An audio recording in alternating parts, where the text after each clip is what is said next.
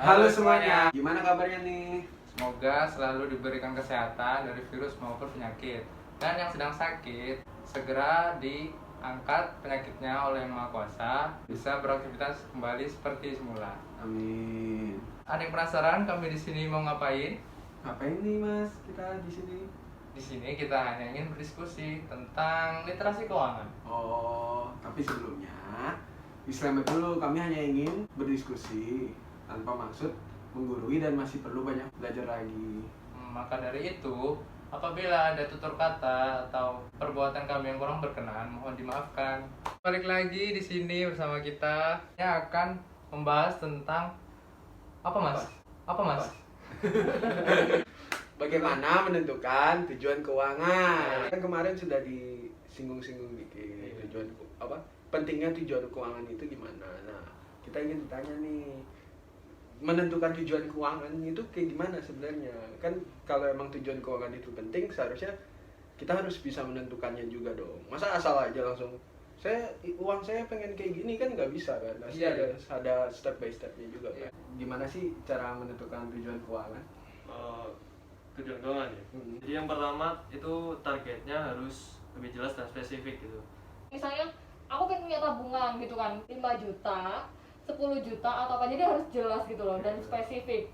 10 juta, 10 juta itu kayak di bulan berapa, kayak gitu. Jadi pokoknya jelas tujuannya dia tuh benar-benar jelas pengennya nabung berapa gitu ya. Misalnya. Terus kalau udah tahu tujuan yang jelas itu kan harus di breakdown juga gimana sih caranya kita biar dapat tujuan yang jelas ini. Nah, caranya ya di breakdown satu-satu kayak gimana per periode tadi ya. Kan per bulan gimana harus meningkatkan kinerjanya apa gimana gitu. Maksudnya di breakdown tuh maksudnya kayak untuk berapa tahun, 2 tahun lagi saya pengen segini. Jadi jelas gitu ya, 2 tahun ini ngapain waktunya gitu ya. 2 tahun ini ngapain kita. Misalnya gini, pengen punya tabungan lagi ya 10 juta di umur 25 tahun misalnya gitu. Nah sekarang kan umurnya kita 20 tahun nih. Nah itu kan target 5 tahun ke depan. Berarti kan dicek dulu 5 tahun ke depan itu ada berapa bulan, 5 kali 12, 60, berarti setiap bulannya gitu sekian, kita harus punya berapa kayak gitu. Terus nanti pengeluaran kita tuh berapa ya, biar itu tuh kesampaian gitu loh. Jadi kita harus membreakdownnya secara lebih rinci. Nah jadi kenapa sih kok penting banget buat tujuan keuangan itu tadi? Jadi kita kan manusia tuh sukanya apa ya, kadang suka khilaf gitu kan ya. Saya pun juga kadang suka khilaf. Iya benar. Misalnya, apalagi saya gitu. Iya apalagi kalau misalnya anak kos-kosan ya kan, baru dikirimin duit pasti sering hilang. Nah itu benar.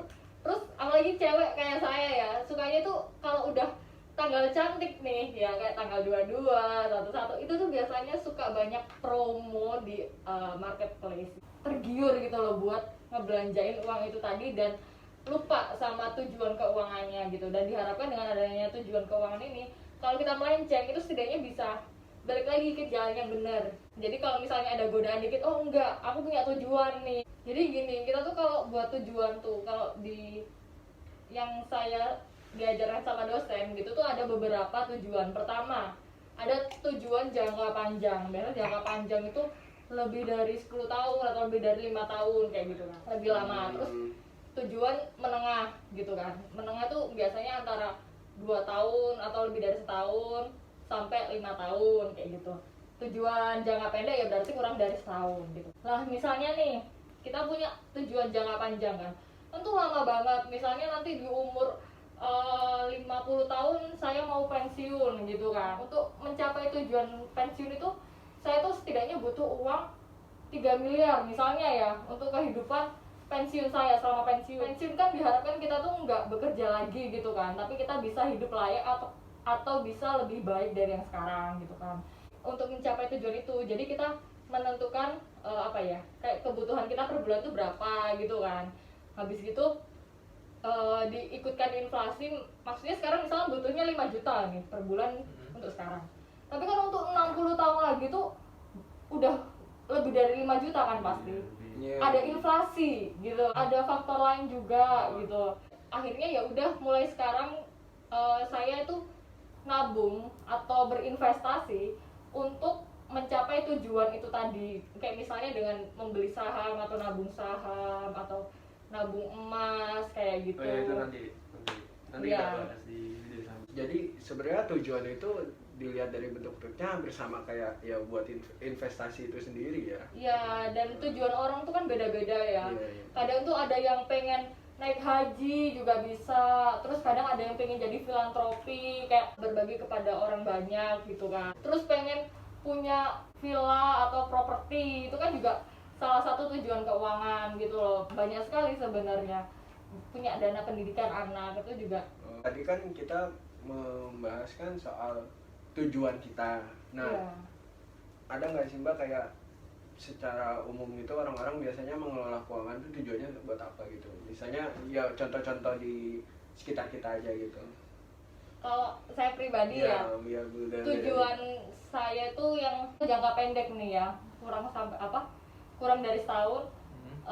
Setidaknya saya tuh bisa membayar kuliah saya UKT nih misalnya satu semester 5 juta misalnya atau 10 juta gitu kan.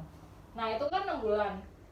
Nah dibagi 5 berarti setidaknya sebulan tuh butuh 2 juta gitu kan. Dan saya tuh harus bisa mengelola pendapatan saya itu tadi biar sebulan tuh ngumpul 5 juta. Terus nanti sampai berapa bulan sampai terkumpul 10 juta buat bayar UKT itu tadi. Sebenarnya banyak sih tujuan hidup gitu. Terus misalnya nanti jangka agak menengahnya, misalnya 3 tahun lagi saya pengen menikah misalnya gitu. Iya. Nah, berarti kan kita juga harus tabung lagi tuh kan, soalnya berharap saya misalnya menikah tanpa hutang gitu kan. Masa setelah nikah malah mikirin cicilan cicilan pernikahan. Berarti intinya yang pertama itu mencapai target dana tertentu gitu. Ya, Terus yang kedua melindungi sama meningkatkan kekayaan yang dimiliki gitu. ya, atau setidaknya bisa mengelola utangnya itu tadi, misalnya punya utang. Ngatur arus kas juga, masuk Iya. keluarnya gimana. Iya. Nanti pendidikan anak seperti yang kemarin Jangka disinggung. panjang. Berarti pendidikan kembali lagi ke anak. kebutuhan kita. Iya. Ya, banyak sekali. Mungkin Masnya juga mau Itu- keliling dunia nih. Waduh. 5 tahun lagi butuh dana berapa ya buat keliling dunia gitu. Ya. Jadi pentingnya menentukan tujuan itu karena biar jelas Iya. uangnya itu kemana gitu. Ya, Iya, biar benar. bersemangat gitu loh untuk mengelola keuangannya tadi gitu. Berarti mulai sekarang kita harus jelas Harus, nih. iya nih. Ya kan, Harus menentukan tujuan menentukan. tujuan keuangan kita gimana ya kan. Yoi. Masa kita nggak tahu nanti 1 tahun kemudian kita mau ngapain ya kan. Nah. 3 tahun, 2 tahun, 3 tahun kemudian nggak mau ngapain kan bingung jadinya. Tahu-taunya 2 tahun nggak punya duit, kita mau ngapain ya kan. Sedih. Uang dari orang tua atau uang penghasilan kayak hilang nggak tahu kemana. Iya, Padahal contohnya cuma buat jajan. Nah, padahal sadar untuk Iya, jajan itu. heeh. Makanya. Kalau ada tujuan kan jadi ketahan. Nah, Ya, itu. wah, jadi penting juga ya untuk menentukan tujuan keuangan Penting ini. sekali. Mungkin untuk kali ini cukup segitu saja diskusi dari kita. Tentang tujuan keuangan. Saksikan video selanjutnya. Dadah.